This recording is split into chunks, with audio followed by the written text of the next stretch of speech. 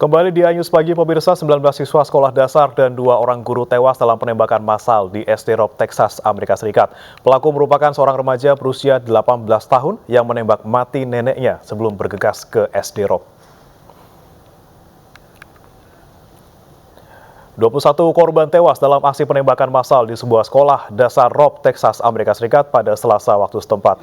Pelaku diketahui bernama Salvador Ramos, remaja berusia 18 tahun yang juga bekerja paruh waktu di sebuah restoran sepasaji. Puluhan anak-anak terluka akibat penembakan ini. Kebanyakan anak yang ditembak merupakan siswa kelas 3 dan kelas 4. 17 siswa dirawat di unit gawat darurat dan dalam kondisi kritis. Presiden Amerika Serikat Joe Biden memerintahkan untuk mengibarkan bendera setengah tiang sebagai bentuk penghormatan dan bela sungkawa.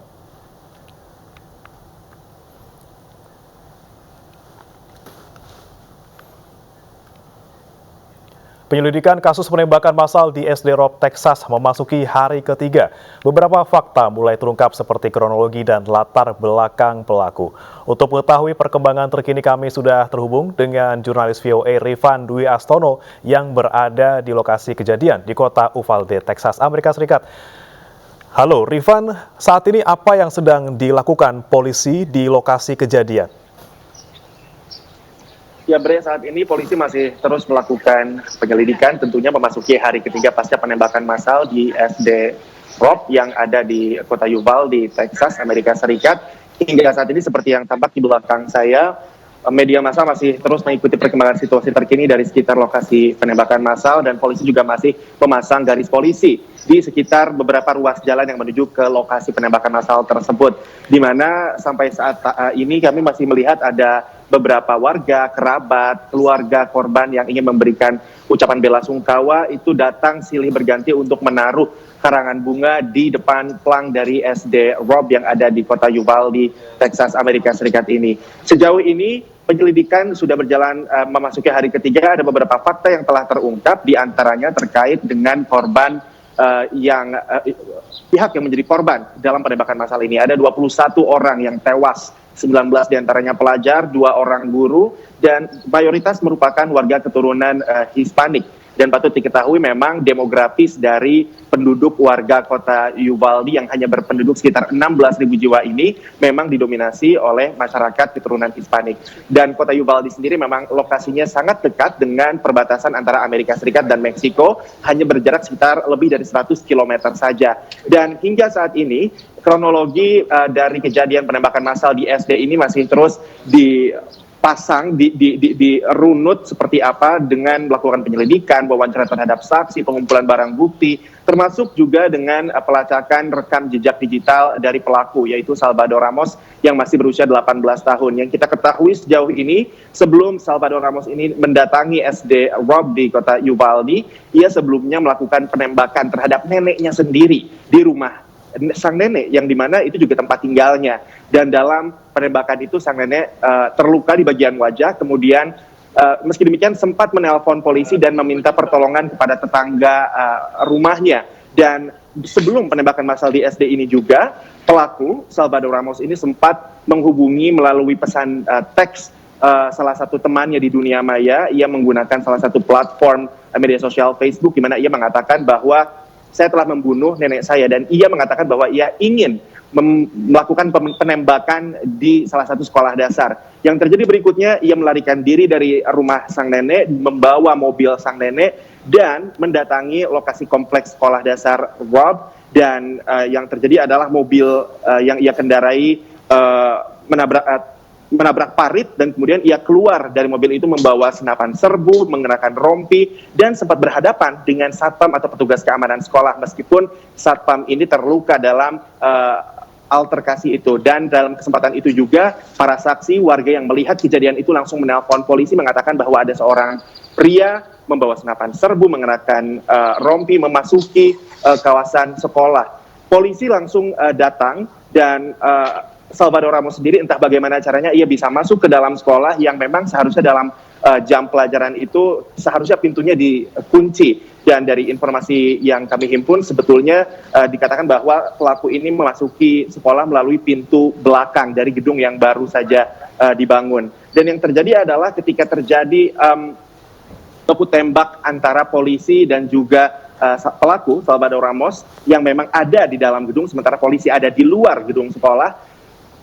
Salvador Ramos ini justru membarikade diri di salah satu kelas, yaitu kelas 4, di mana di sanalah ia melakukan penembakan massal terhadap puluhan siswa dan menewaskan 19 diantaranya dan 2 orang guru, hingga akhirnya polisi bisa melumpuhkan dan menewaskan Salvador Ramos yang ada di dalam gedung sekolah itu. Dan hingga saat ini update-nya adalah bahwa sebetulnya Salvador Ramos sendiri memang tidak memiliki rekam jejak tindakan kriminal, dan juga ia tidak memiliki rekam jejak atau catatan gangguan kesehatan jiwa. Kita akan terus pantau ini, dan kita juga akan terus pantau karena rencananya nanti Presiden Amerika Serikat Joe Biden akan mengunjungi lokasi, akan datang ke Uvalde, Texas untuk berbelasungkawa dan menemui keluarga korban. Kita akan terus menyampaikan perkembangannya. Ya. Rifan, tadi yang Anda sebutkan bahwa polisi sempat berusaha masuk sebelum akhirnya ada warga ataupun keluarga yang kami dengar informasinya bahwa mereka sempat melakukan protes karena polisi dinilai tidak bergerak cepat untuk masuk ke dalam sekolah dasar tersebut. Apa sebenarnya terjadi di sana dan apakah memang langkah polisi untuk tidak masuk ke dalam SD sesegera mungkin, apakah itu sudah tepat menurut aturan yang ada di sana? Ketika kejadian penembakan massal itu berlangsung, memang masyarakat bahkan disebut bahwa ratusan warga berkumpul di sekitar lokasi menyaksikan kejadian itu, karena memang kejadiannya ini tidak hanya sekitar semenit 2 menit, tapi berlangsung dari pukul 11:30 siang sampai jam 1 siang. Jadi ada sekitar 1,5 jam berlangsungnya penembakan massal ini, dan polisi yang berhadapan dengan pelaku Salvador Ramos. Dan memang beberapa orang tua murid yang ada di lokasi, terutama para ayah ini, mengaku salah satunya memprotes tindakan atau tanggapan polisi yang dianggap tidak sergap gitu, tidak cepat tanggapnya. Dan memang anggapan ini dikatakan karena dari satu video yang beredar di media sosial, ada satu video yang menunjukkan bahwa polisi berada di luar gedung sekolah mencoba untuk bisa melumpuhkan pelaku yang ada di dalam gedung sekolah yang melakukan penembakan massal, namun dianggap terlalu lama. Dan memang ada beberapa pengamat, salah satu pengamat atau peneliti keamanan sekolah yang mengatakan bahwa sebetulnya alasan kenapa polisi bisa terhambat untuk bisa masuk ke dalam gedung sekolah itu akan menjadi tanda tanya besar, karena sebetulnya kalau polisi dan aparat keamanan ketika penembakan massal berlangsung mengikuti protokol penanganan penembakan massal di lingkungan sekolah yang ini sudah dibentuk atau dibuat sejak tahun 99 setelah terjadinya penembakan massal tahun itu juga di lingkungan sekolah, seharusnya polisi langsung menarget gunman atau pelaku langsung. Namun ini dianggap bertele-tele sekitar 1,5 jam, diprotes oleh orang tua murid, dan memang dalam masa 1,5 jam ini menyebabkan adanya korban jiwa yang sebegitu banyaknya. Namun aparat keamanan sendiri membela tindakan mereka dan mengatakan bahwa justru tindakan aparat kepolisian ini dan tindakan aparat keamanan lainnya termasuk para petugas border control itu justru menyelamatkan nyawa anak-anak SD Rob yang ada di kota Uvalde. Tentunya kita akan lihat seperti apa perkembangan ke depannya, apakah memang akan dilakukan penyelidikan lebih lanjut terkait dengan protes dari orang tua murid terkait dengan tanggapan polisi yang dianggap lamban dalam melumpuhkan pelaku. Kita akan terus melaporkan perkembangannya tentunya kepada teman-teman di Indonesia. Ya, Rifan, tadi sempat Anda sebutkan bahwa pelaku memang sudah meninggal dunia, ditembak mati oleh polisi, dan ini memang menyulitkan tentu saja bagaimana polisi bisa mengetahui motif asli ataupun bagaimana apa yang membuat mereka atau membuat Salvador ini menembak para murid di sana. Namun sejauh ini tadi kan Anda sampaikan bahwa dia tidak memiliki gangguan jiwa, namun ada beberapa riwayat yang mungkin disampaikan oleh beberapa orang terdekatnya bahwa memang mengalami ataupun mempunyai tingkah laku yang kurang baik, seperti melakukan kekerasan ataupun sikapnya yang selama ini tidak mencerminkan pelajar ataupun remaja yang baik. Sejauh ini informasi apa yang Anda dapatkan terkait dengan motif dan juga bagaimana personality dari Salvador Ramos ini sendiri? Sejauh ini kita tidak tahu apa motifnya, polisi masih terus menyelidiki, polisi belum buat kesimpulan, dan seperti yang tadi Anda sampaikan, Bre, bahwa polisi memang kesulitan untuk menyimpulkan apa motif atau latar belakang penembakan massal ini karena pelaku sendiri sudah tewas ketika berhadapan dengan polisi saat kejadian berlangsung. Saat ini polisi terus menelusuri riwayat dari Salvador Ramos, sang pelaku, melalui rekam jejak digitalnya, mewawancarai berbagai saksi, melihat barang bukti yang ada. Dan sejauh ini yang diketahui adalah bahwa Salvador Ramos sendiri adalah bersekolah di Uvalde, di kota Uvalde ini, di SMA Uvalde tepatnya, namun memang sudah tidak melanjutkan pendidikannya di bangku SMA tersebut. Ada informasi juga bahwa sebetulnya Salvador Ramos ini mengalami perundungan atau bullying terkait dengan cara ia berpakaian, terkait dengan cara ia bertutur kata, dan juga ia ini dinyatakan memiliki semacam lingkungan keluarga yang tidak kondusif. Dan sejauh ini itu fakta-fakta yang sudah ditemukan. Kita belum tahu apakah kondisi tersebut memang, atau kekerasan dalam rumah tangga atau situasi tidak kondusif dalam keluarga itu menjadi penyebab atau motif dari penembakan massal ini, atau ada motif lainnya.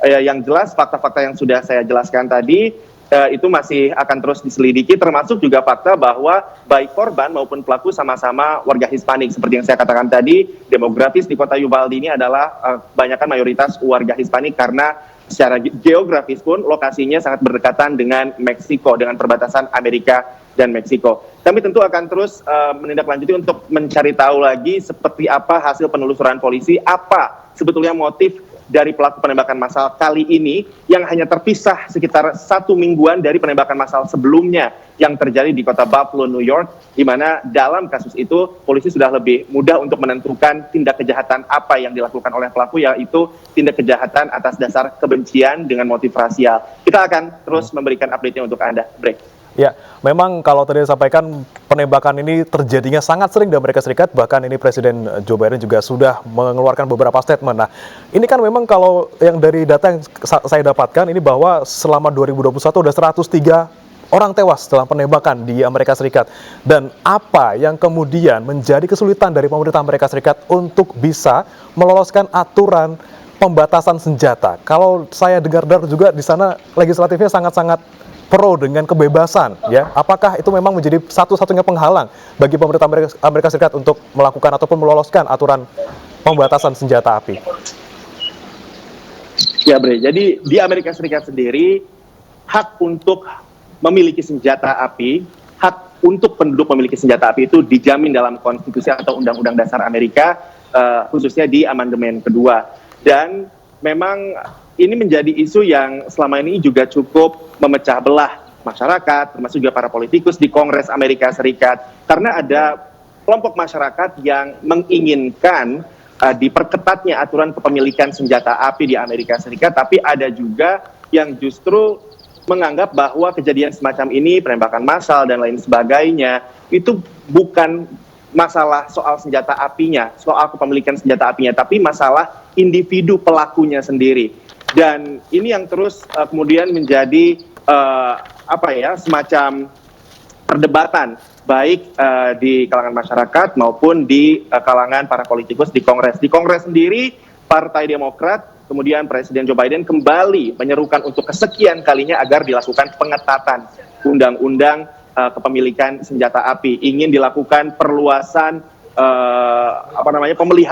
pemeriksaan latar belakang calon pembeli senjata api. Namun di sisi lain, di kubu Partai Republik sendiri yang memang memiliki basis pendukung yang sebagian besarnya itu pro-gun atau mendukung hak pemilikan senjata api, mereka mengopos atau menentang RUU yang berusaha untuk memperketat aturan kepemilikan senjata api. Setelah terjadinya penembakan massal juga di Sandy Hook 10 tahun yang lalu, sempat hampir tercapai kesepakatan untuk mengesahkan satu RUU yang mereformasi aturan kepemilikan senjata api, yaitu untuk memperluas atau melebarkan pemeriksaan latar belakang calon pembeli senjata api. Tapi hal itu gagal ketika masuk ke Senat Amerika Serikat, dan itu pun diperkirakan akan terjadi lagi apabila saat ini juga diajukan lagi ke Senat. Jadi yang akan dilakukan oleh para anggota legislatif, para pembuat undang-undang baik dari Partai Republik dan Partai Demokrat adalah nantinya rencananya akan ada negosiasi lagi, meskipun dari Partai Demokrat mereka sebetulnya merasa pesimis bahwa Partai Republik akan setuju untuk melakukan perubahan atau reformasi yang cukup signifikan terhadap aturan kepemilikan senjata api. Ya, baik, kita harapkan memang semoga kemanusiaan menang di atas kebebasan dan juga terkait dengan kekerasan ini. Terima kasih Rifan Dwi Astono melaporkan langsung dari Texas, Amerika Serikat. Selamat bertugas kembali. Ya, pemirsa, kasus penembakan kembali terjadi di Amerika Serikat kali ini terjadi di kawasan Fairmont Avenue, Philadelphia. Akibat peristiwa ini, 4 orang terluka.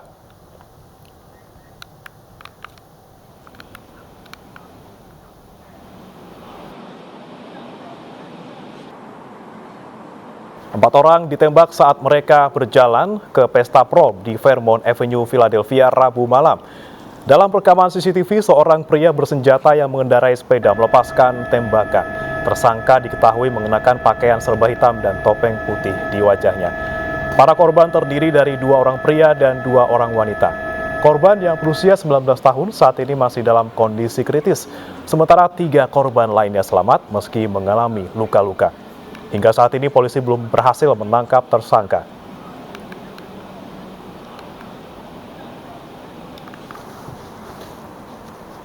Property, which did record the incident.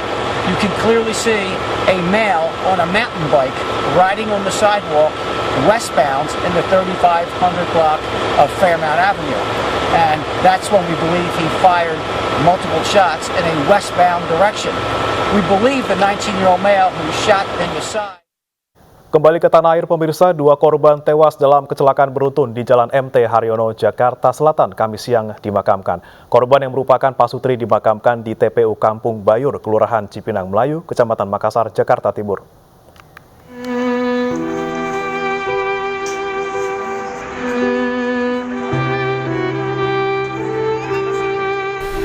Suasana haru mewarnai pemakaman 2 korban tewas dalam kecelakaan beruntun di Jalan MT Haryono, Jakarta Selatan.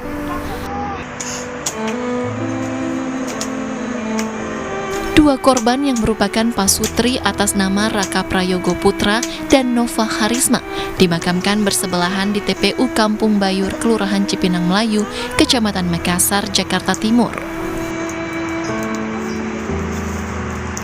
Keduanya meninggalkan 2 orang anak yang salah satunya menjadi korban luka dalam kecelakaan beruntun di Jalan MT Haryono, Jakarta Selatan, Rabu malam.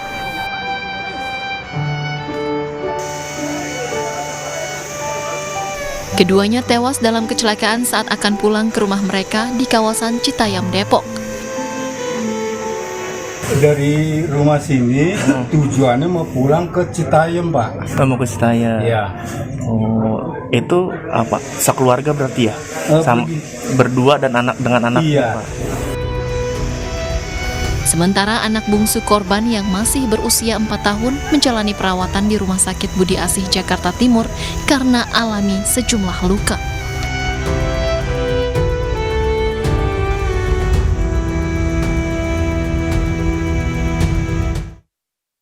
Polisi menggelar olah tempat kejadian perkara di lokasi kecelakaan beruntun di Jalan MT Haryono, Jakarta. Polisi juga telah melakukan tes urin kepada pengemudi SUV.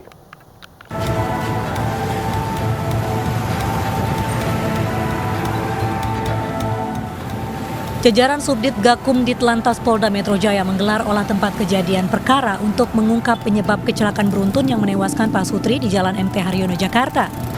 Polisi menganalisa dan memberi tanda di sejumlah titik yang memberi informasi terkait kecelakaan beruntun Rabu malam. Polisi juga melakukan tes urin terhadap pengemudi SUV di Rumah Sakit Polri Kramat Jati, namun masih menunggu hasil tes pemeriksaan. Saat ini kami masih dalam tahap pemeriksaan diduga tersangka, terus kemudian juga pemeriksaan saksi dan juga olah TKP, Mas. Jadi sementara belum kami simpulkan. Ada berapa? Untuk tes urin, kebetulan tadi malam langsung kami laksanakan di Rumah Sakit Kramat Jati. Namun untuk hasil masih Polisi juga melakukan tes urin terhadap pengemudi SUV di Rumah Sakit Polri Kramat Jati, namun masih menunggu hasil tes pemeriksaan. Sebelumnya, kecelakaan beruntun yang terjadi di Jalan MT Haryono mengakibatkan 2 pengendara sepeda motor tewas di lokasi kejadian dan beberapa pengendara lainnya luka-luka usai ditabrak mobil jenis SUV. Dari Jakarta, Tim Liputan iNews melaporkan. Kapal pengangkut nyaris karam hingga menumpahkan belasan kontainernya ke laut di perairan Nipah Angker, Kepulauan Riau. Kapal pengangkut komoditi ekspor tujuan Singapura tersebut diduga mengalami kecelakaan akibat diterpa angin kencang.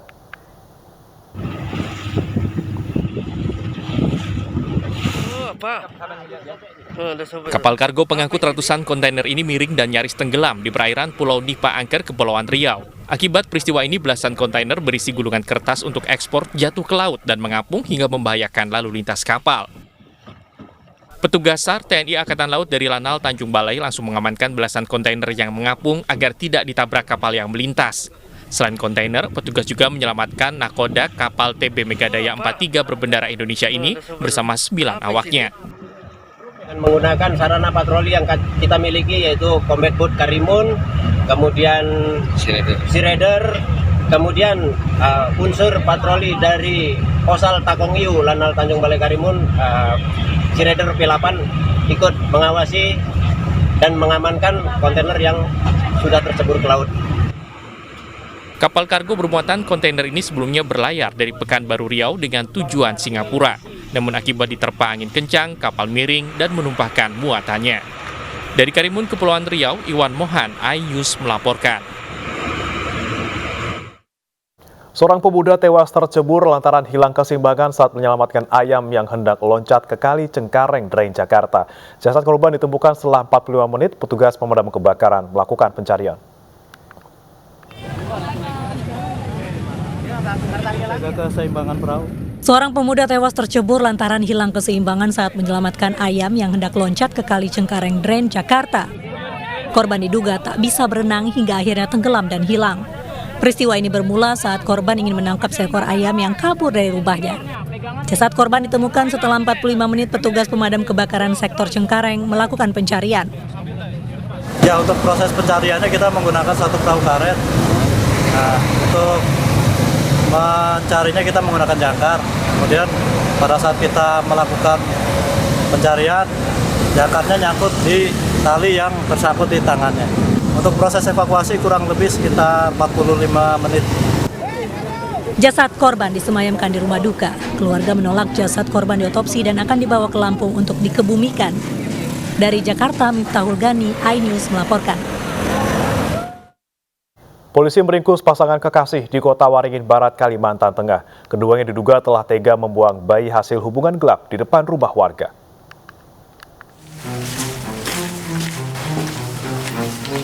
Polisi mengungkap kasus temuan bayi di depan rumah warga di Desa Pasir Panjang, Kecamatan Arut Selatan pada Minggu malam lalu. Ternyata pelaku adalah sepasang kekasih yang membuang bayinya di depan rumah orang tuanya sendiri, dengan harapan kakek neneknya lah yang akan merawat sang bayi. Kedua pelaku sudah menjalin hubungan selama 1 tahun dan melahirkan bayi laki-laki di kamar kos tanpa bantuan tenaga medis pada bulan April lalu. Keduanya dijerat dengan pasal 305 KUHP tentang penelantaran anak dengan ancaman hukuman maksimal 5 tahun penjara. Tersangka S ini atau Cindy ini melahirkan bayi yang diduga dibuang kemarin, ya, bayi laki-laki tepatnya, itu dibarakan di tempat saudari Cindy ini ngekos selama ini.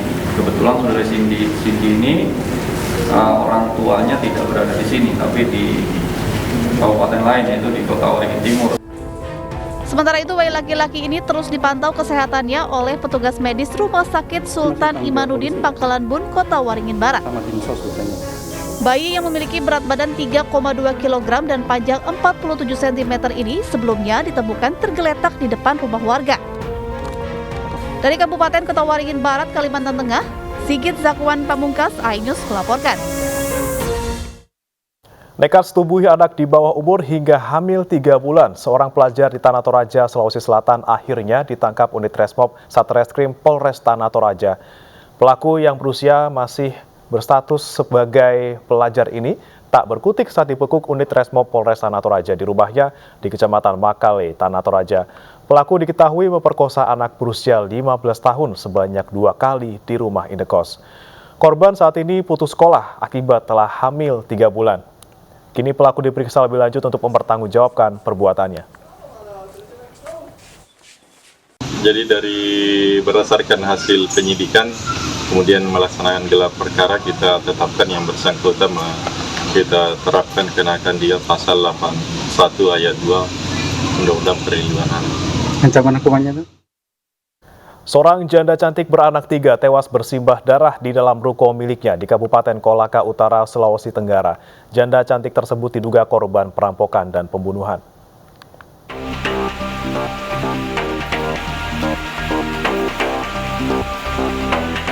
Hasmiani, warga desa Kondara, Kecamatan Pakue, Kabupaten Kolaka Utara, Sulawesi Tenggara, ditemukan tewas bersimbah darah di dalam kamarnya. Saat ditemukan, korban mengalami luka di bagian kepala dan wajah akibat senjata tajam. Peristiwa pembunuhan ini terjadi saat korban bersama karyawati tokonya berada di dalam ruko. Tiba-tiba pelaku masuk ke dalam ruko melalui atap. Pelaku yang kepergok kemudian menganiaya korban dan kabur membawa ponsel serta barang dagangan. Sementara karyawatinya yang bersembunyi di kamar mandi meminta tolong kepada Agus, pacarnya. Polisi dan warga yang datang masuk ke dalam ruko dan membawa korban ke Puskesmas Pakue. Namun sayang, nyawa korban tidak tertolong. Kalau melihat kronologis, indikasinya dia memasuki dari atas rumah, kemudian masuk di dalam rumah, melakukan aktivitas yang dimaksud, diduga mengambil barang, kemudian diduga ketahuan oleh pemiliknya, sehingga terjadilah kejadian tadi malam. Saat ini, jenazah korban telah dimakamkan di pekuburan umum Pakue. Aparat Polres Kolaka Utara hingga kini masih melakukan pengejaran terhadap pelaku. Dari Kabupaten Kolaka Utara, Sulawesi Tenggara, Israel Yanas, iNews melaporkan. Markas geng motor di Kabupaten Cirebon, Jawa Barat digerebek polisi Resort Kota Cirebon. Polisi menemukan ratusan paket obat terlarang, minuman keras, dan senjata yang digunakan untuk tawuran.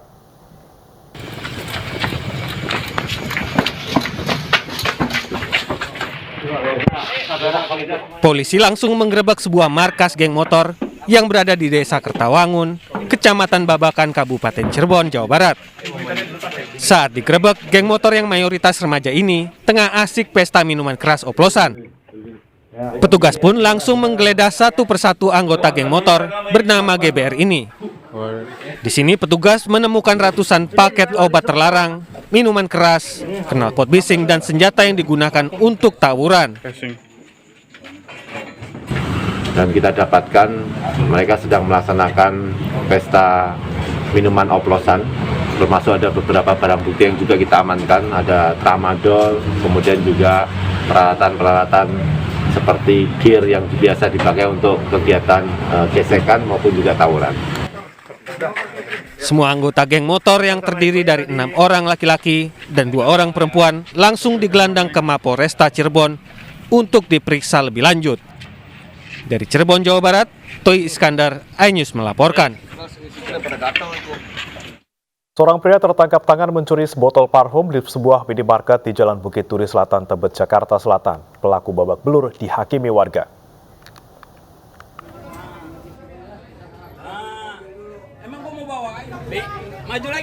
Pelaku pencurian botol parfum ini menjadi bulan-bulanan warga saat dievakuasi petugas polisi ke dalam mobil patroli. Warga yang geram terus memukuli pelaku hingga petugas polisi kewalahan meredam aksi warga yang emosi terhadap pelaku. Beruntung, polisi berhasil mengevakuasi pelaku dan langsung digelandang ke Polsek Tebet, Jakarta Selatan.